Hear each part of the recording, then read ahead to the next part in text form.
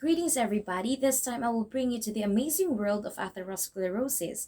This report aims to provide a detailed understanding of the risk factors, the symptoms, the role of cell in its development, their molecular mechanisms, complications, and treatment options associated with atherosclerosis. Atherosclerosis is a narrowing of the arteries caused by a buildup of plaque.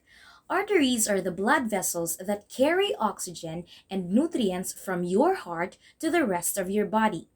As you get older, fats, cholesterol, and calcium can collect in your arteries and form plaque.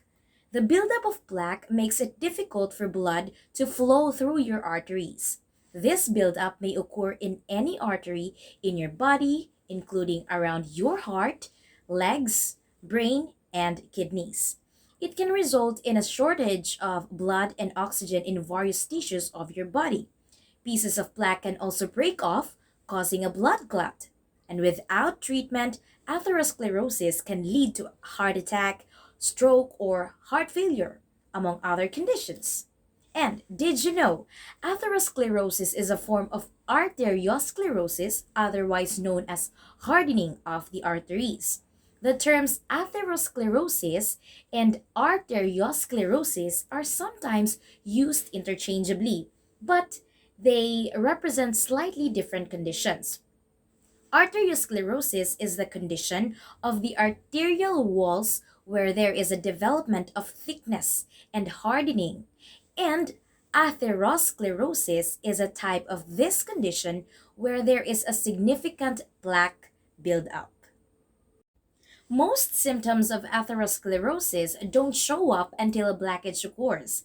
Common symptoms include chest pain, pain in your leg, arm, and anywhere else that has a blocked artery, shortness of breath, fatigue, loss of motor or sensory functions on one side of the body, which occurs if the blockage affects circulation to your brain. It's also important to know the symptoms of heart attack and stroke. Both of these can be caused by atherosclerosis and require immediate medical attention. For heart attack, symptoms are chest pain or discomfort, pain in the back, shoulders, neck, arms, and jaw, abdominal pain, shortness of breath, sweating, lightheadedness, nausea, or vomiting. For stroke, symptoms are weakness or numbness in the face or limbs, trouble speaking, trouble understanding speech. We have also vision problems, loss of balance, sudden or severe headache. Some of the key factors associated with atherosclerosis include: first is high blood pressure. Having elevated blood pressure increases the strain on the arterial walls, making them more susceptible to the development of plaque. High blood pressure puts increased force and pressure on the walls of blood vessels, causing damage to the delicate layers of cells called the endothelium. And this damage leads to endothelial dysfunction, which impairs the ability of blood vessels to dilate and constrict properly, and allows LDL cholesterol and other substances to penetrate the arterial wall more easily. The second one is high cholesterol. High levels of LDL or low density lipoprotein cholesterol, often referred to as bad cholesterol, contribute to the buildup of plaque in the arteries. What are those? We have cookies, cakes, ice cream, pastries, and other sweets. It leads to oxidation of LDL, triggers an inflammatory response, attracting immune cells to the site of plaque formation. The third one is diabetes. People with diabetes have an increased risk of atherosclerosis due to the negative impact of high blood sugar levels on the arteries.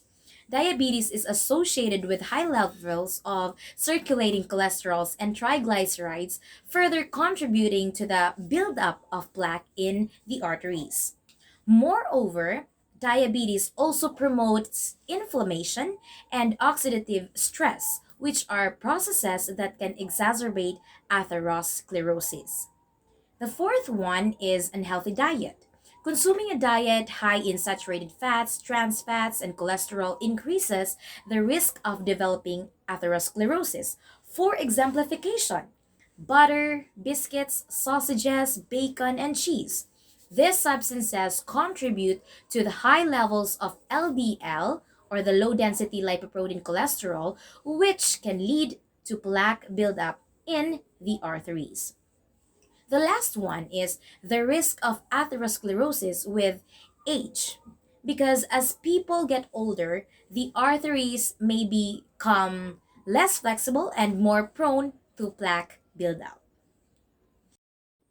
Now let's dive into the role of cells in atherosclerosis development. First, we have endothelial cells.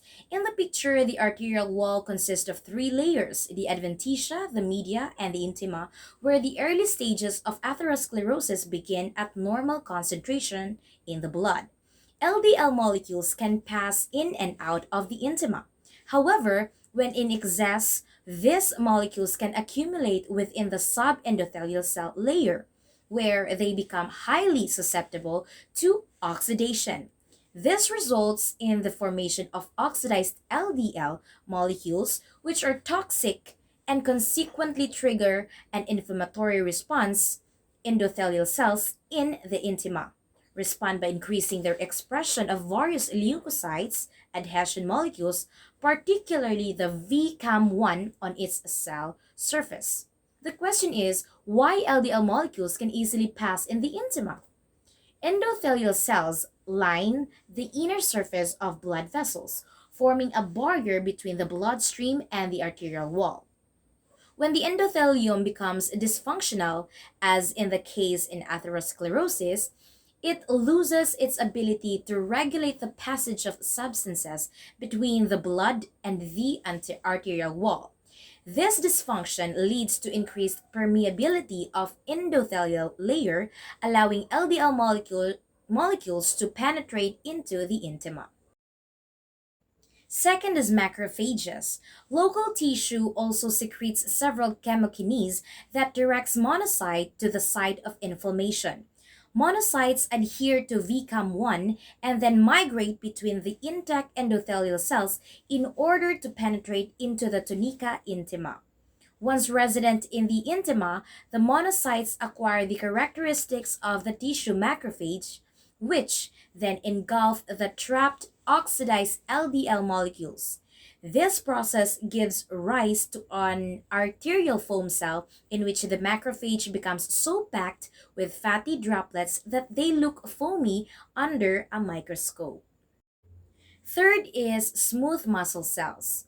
Circulating cytokines and growth factors may also promote the migration of vascular smooth muscle cells through the internal elastic lamina, where it forms the tough fibrous cup surrounding the atherosclerosis.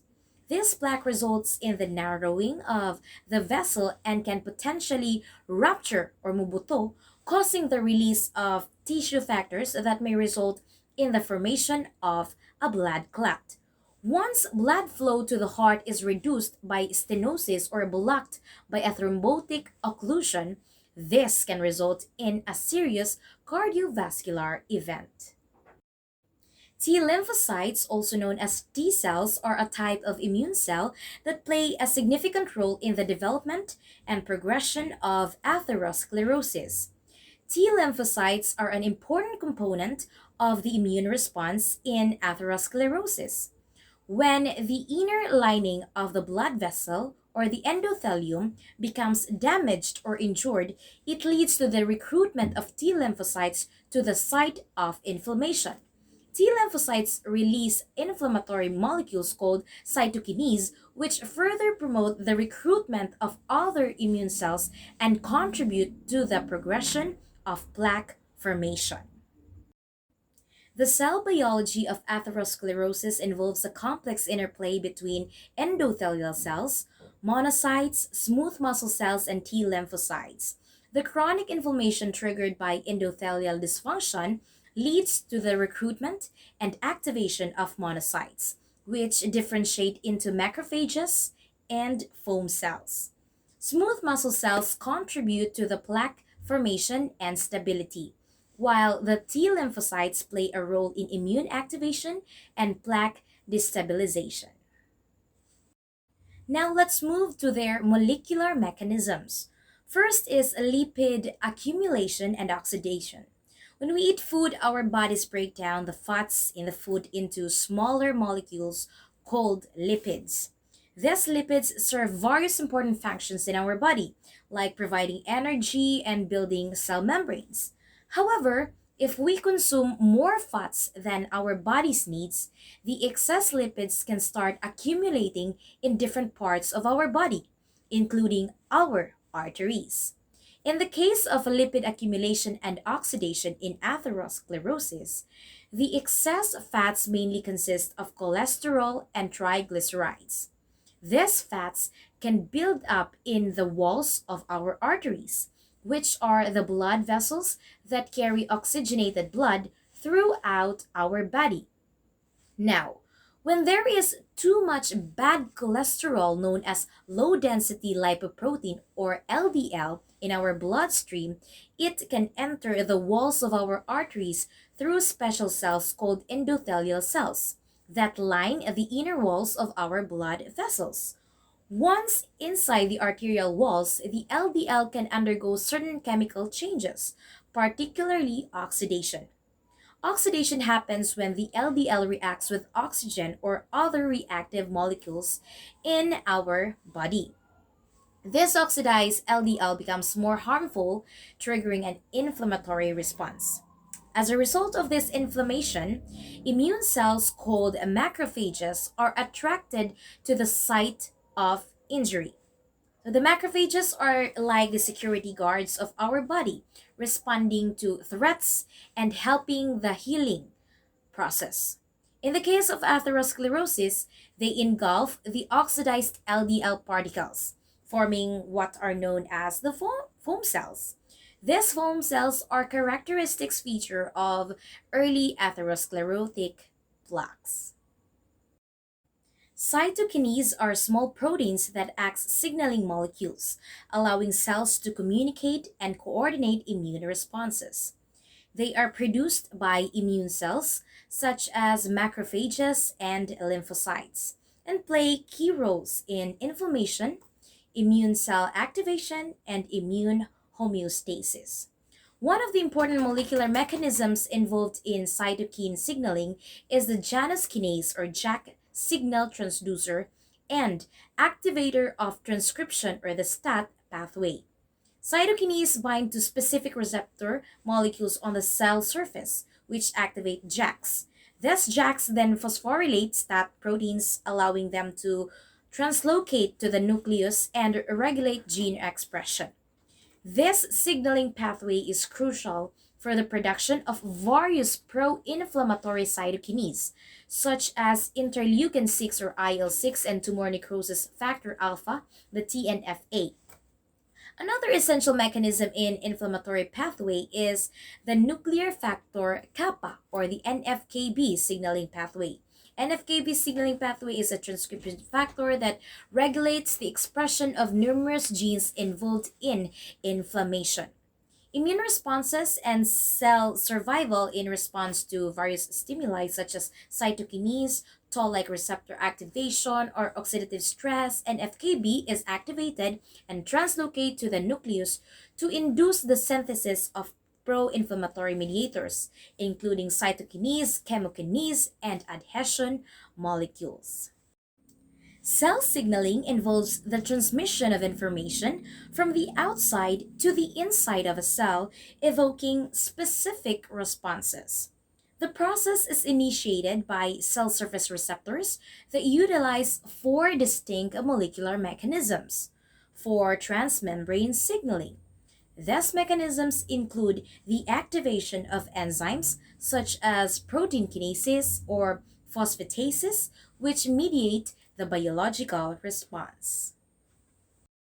And we are down to its complications. One of the major complications of atherosclerosis is plaque rupture.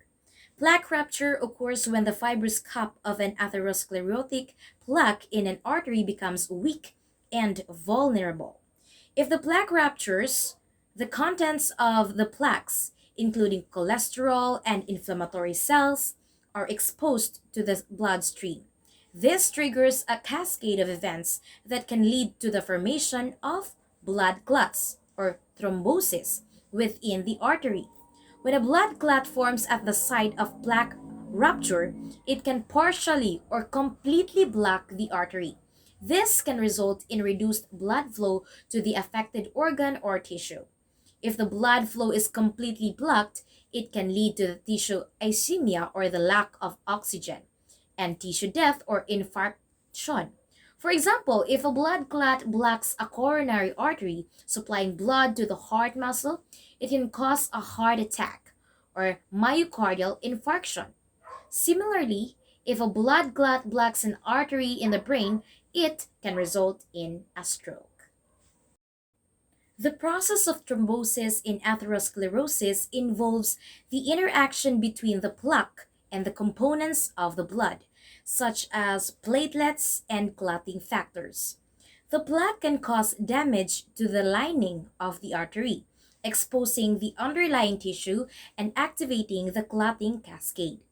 Platelets adhere to the damaged area and form a clot to prevent excessive bleeding. However, in atherosclerosis, this clotting process can become dysregulated. The plaque may contain substances that promote clot formation or activate platelets, leading to the formation of larger, more obstructive clots. These clots can partially or completely block the artery, further impairing blood flow. When thrombosis occurs in the arteries affected by atherosclerosis, it can have serious consequences. If the blood flow is significantly blocked, it can result in tissue ischemia and damage. In the coronary arteries supplying the heart, thrombosis can cause a heart attack or myocardial infarction. In the arteries supplying the brain, it can result in a stroke. In the management of atherosclerosis, medications play a crucial role in preventing and treating the progression of the disease. First is statins. Statins are a class of medication used to lower cholesterol levels in the blood. They work by inhibiting an enzyme involved in cholesterol production in the liver, thereby producing or reducing rather the amount of LDL or bad cholesterol in the blood. Second is the ACE inhibitors and the ARBs. ACE inhibitors or angiotensin converting enzyme inhibitors and ARBs or angiotensin receptor blockers are medications used to treat high blood pressure or hypertension and prevent complications of cardiovascular disease. They work by relaxing and widening the blood vessels, reducing the strain on the heart and improving blood flow. The third one is the beta blockers. Beta blockers are medications that are primarily used to treat hypertension and certain heart conditions. They work by blocking the effects of adrenaline on the heart, reducing heart rate and blood pressure. Fourth one is the aspirin is an antiplatelet medication that helps prevent blood clots from forming. Aspirin works by inhibiting an enzyme called cyclooxygenase, which reduces the production of certain substances in the body that promote platelet aggregation and clot formation. And lastly, the lifestyle, of course. Healthy diet, regular exercise, smoking cessation, weight management, and stress management. That's all for the cell biology of atherosclerosis. Thank you for listening.